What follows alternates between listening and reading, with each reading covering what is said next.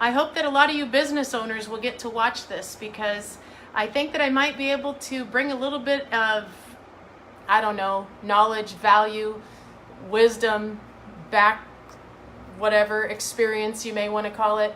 My backstory is, for 19 years I owned and operated 5 high-end hair salons, but that's not how my story started. I started as a hairdresser, just like a lot of hairdressers do. And I started working in a salon, and I did really well, really fast, and I got booked really fast and became really busy because I was good at what I did. And I started realizing that I was never going to make as much money as the boss did if I didn't figure a way out so that I could become the boss. And so I went and opened up my own salon with a partner. And so we went right into business, and we worked really hard, and we got our salons really busy. And like most businesses do, they compete for the customers. They compete for all the customers that are out there that are wanting to do business with what it is that you do. And so the way that people compete is they run specials and they run promotions. And we were booked solid. We were so busy. We were super busy. And so a few years into my business, I started like, I can't do this forever. I'm going to be working forever. I'm already working 16-hour days, 5, 6, 7 days a week at time, and I'm just not ever going to make enough money. And I kept thinking the only way that I could bring more business through my front doors was to run promotions and be competitive and start offering discounts and start offering specials and buy Yellow Page ads. Yes, I said Yellow Page ads back when Yellow Page was a thing. Yellow Page ads and running magazine promotions and giving discounts all over town. And so it was probably in my 4th or 5th year when I had my partner, I started talking with her and telling her that we got to stop being in competition with each other. I want to be the most expensive salon in town. And that just scared her to death, which I can understand that. It's a big, scary thing. And at the time, our haircuts were $20, okay? And we were packed, we were booked. And so I said to her, okay, I want to go big. And so that's when I decided to buy my partner out. I bought my partner out, and I had this dream and I had this vision of what needed to be done. And I knew that if I didn't drive my prices up, I was never going to be able to have profit margins to be able to treat my customers like they were quality versus quantity. Get it? You know, I think about it all the time with these Vietnamese nail salons out here. These things didn't even exist when I had my salons. You wouldn't get caught dead going to a Vietnamese nail salon because it was cheap, right? And you know, when you go into these places, they don't treat you like quality, they treat you like quantity. It's how fast can they get you in the bowl, how fast can they take your polish off and get it back on and get you up to the dryer. And they're talking to each other, you know, and doing all this, and there's no personalization, and that's because there's no profit margins. Think about it. If it takes them 30 minutes to turn a $25 service, they can only make $50 in an hour, and the cost that it cost plus the payroll and the overhead to run it and the insurance and the liability, there's barely any profit margins in there. And so I knew in order to be able to treat my customers the way I wanted to treat them, I had to figure out a way to get our prices up. And you guys, I'm telling you, I just got off of a live that didn't even expect to hear it, but I just got off doing a live talking with a lady who was sharing a story about how in her business, in her industry, January and February are the slowest months in her industry. And that in August and September, she started implementing appreciation and gratitude marketing she stopped doing cold marketing. Cold marketing is placing a Yellow Page ad. Cold marketing is when you put a magazine out, or cold marketing is when you put a TV commercial up. That is marketing yourself to the cold market. And appreciation and gratitude marketing is when you start loving on the people that already know you, love you, like you. And so she implemented appreciation and gratitude marketing into her business in August and September, and she had her highest months ever in January and February, which are her slowest months in January and February. And you guys, it is exactly how we built our business. So for you business owners out there that are trying to survive off of low profit margins, because you're trying to compete in your industry, for all the other bids and all the other business that's going on out there. I want you to know something, and I proved it. And I want you to really let this sink in, because it's a fact. When people, even you, when you go out to get a bid for business on something, regardless if it's painting your car, fixing your roof, doing your hair, you go out shopping for the best price or the best service, best price, that's what you go out shopping for. You get bids. But do you know that it's a proven fact that the number one reason you choose the person that you were going to do business with, the person you chose, is because of the way they made you feel. They made you feel like they were going to treat you well. They made you feel like they were going to provide you with a good service. They made you have a good feeling, and I'll prove it. I was not a typical hair salon. I was a school. Part of my reinventing of me wanting to provide a better quality service to my customers meant that I had to stop hiring kids from beauty school, because once they went to beauty school, they were already programmed the wrong way on how to treat customers. So I had to go and get my master's trainer license with the State Board of Cosmetology and turn myself into an apprentice school, which meant that I no longer took people from beauty school. I took, just like you came into my front doors and you said you wanted to learn how to do hair. I took you under my wing and I taught you everything I knew. I taught you how to do hair. I taught you how to color, highlight, you name it. I taught you how to treat customers, and I taught you how to do this world that I invented in my mind. I invented this, the way I thought customers should be treated. And I wanted to be the most expensive salon in town. I didn't want to have 20-minute haircuts. I wanted to have 1 hour experiences. I didn't want to charge $20 for a haircut. I wanted to charge $200 for a haircut. I wanted to have a place where people didn't tip. We were the only no tipping salon around. We took ourselves out of the league of competing for what a service was to becoming an experience and treating people like they were celebrities instead of a number for someone to put numbers in your books, into your business. And so this whole thing of the number one reason why somebody chooses to do business with you is not because of price or service. It's the way they think you're going to make them feel. And I was going to say, the reason I can prove it to you is because I was a school.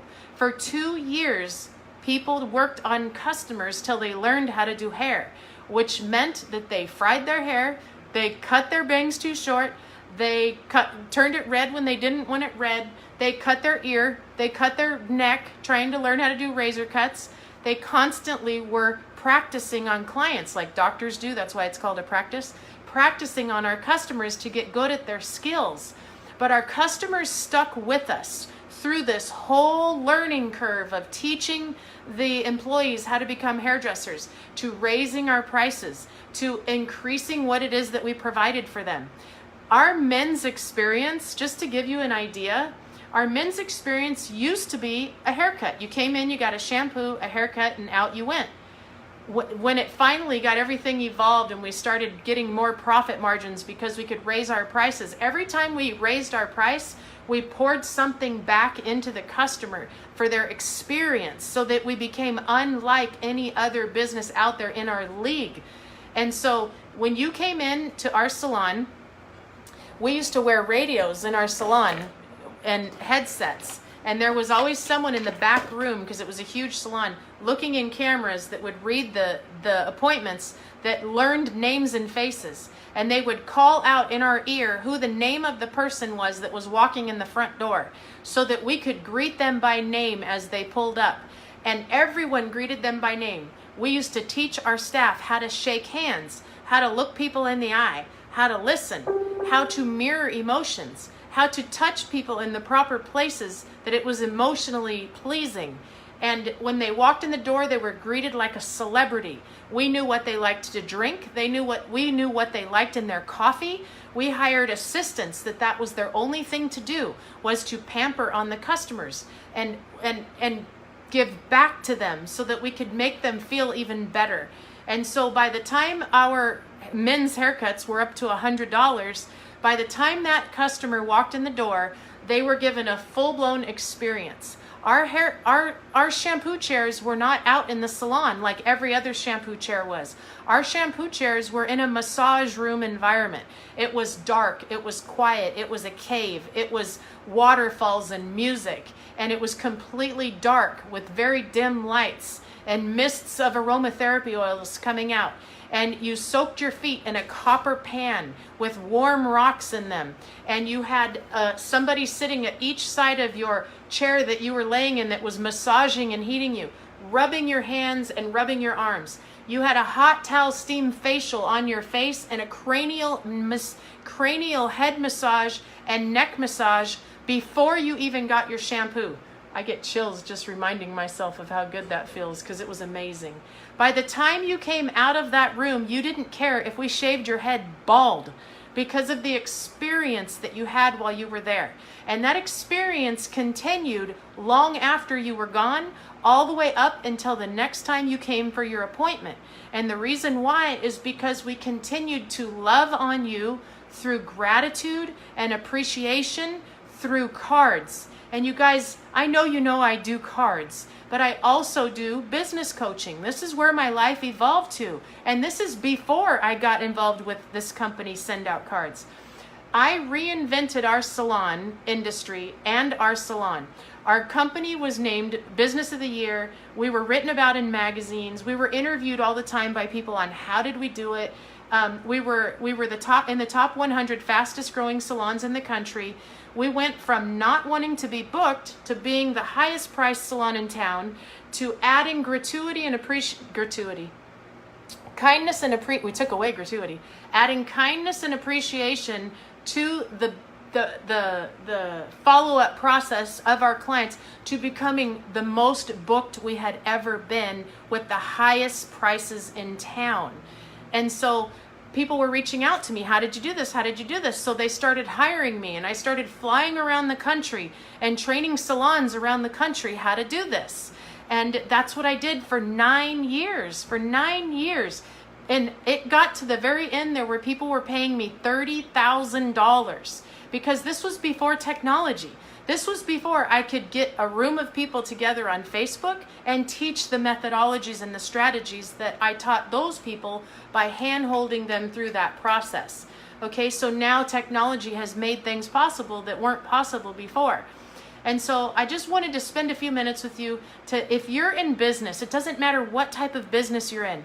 If you are working yourself to the bone and you are booked solid, you need to raise your prices. You need to raise your prices so you can get rid of 20% of your business. If you don't raise your prices, you're losing your loyal customers because last minute things that they need, they can't get into you. And if you would lose 20% of your business, you have 20% more time to maybe spend with your family or something like that, and to allow new customers to come in at a higher price so that you can start recycling into higher prices. Now, if you will layer into it the system of send out cards to appreciate your customers, you don't have to use send out cards. You can go write hand cards or handwrite cards and pay other people to handwrite your cards, but you can't personalize it like you can do with send out cards. Back in the day when we used to send our cards, we used to always say, gosh, if we could put a before and after picture on these cards, it would make all the difference in the world because the cards wouldn't end up in the trash. They would end up on a vanity. That's what this looks like. This is a before and after picture. Now this is a Facebook post and an Instagram post. Somebody took a picture. I was going to use my phone, but I'm filming from my phone. And they just went on their phone and posted the picture onto Facebook and Instagram. But listen to me. This is a marketing tip I want to teach you. When you do that and you make that Facebook post is not for your client. It's not showing your client gratitude. That Facebook post is PR and marketing for you because you want the world to see your work so that they'll come in and bring you more business, right? But I want you to imagine where your best source of new business comes from. If this client got that post in the mail, she would hang it on her vanity and she would see it every day and she would never forget you. And it's in your own handwriting. It's in your own handwriting. You didn't have to put a pen to this paper. You didn't print it, stuff it, stamp it, or mail it. What this company has done is what iTunes has done to the record stores and Netflix has done to Blockbuster Video. This has made the impossible possible. And so I just wanted to share with you business people out there, if you will layer in the gratitude and appreciation to your customers and a tangible touch so that you are in front of them when they're not in front of you, you will not just be front of mind, you will be center of heart. This is getting yourself center of heart. And you know why? Because this is not a card, it's a gift. When you send something like this to your customer, this is a gift. It's not a card. You'll understand what I mean when you start doing that. And so if you know somebody and send out cards, get with them and try it for 1 month. The company has completely been redone. They've got all new plans and packages, new software that makes them even faster and better than before. You can now send unlimited cards. I want you to listen to me for just a minute. Hear this out. Unlimited cards like this one. Like this one. This is a Mother's Day card, you know. You can send unlimited. These are called random acts of kindness, heartfelt cards. You can send unlimited, including postage, anywhere in the world for $97 a month. Send one card. How many customers do you have a day? How many clients do you see a day? How many open houses do you go on a day? How many test drives do you do at your dealership? How many customers walk through your front door that you want them to continue to come back? That's the thought process, right? And this takes less time than it took to make the Facebook post, is what this takes. But the power of it is huge. So get with somebody. If you don't know somebody, get with me. I will teach it to you. But if you have a friend or somebody that has been trying to introduce you to this service, think about it. Give it a test run. Put love and kindness and appreciation and gratitude out into your world and watch what comes back to you. All right, you guys, I just wanted to connect with you. I hope that did something for you. I love what I do.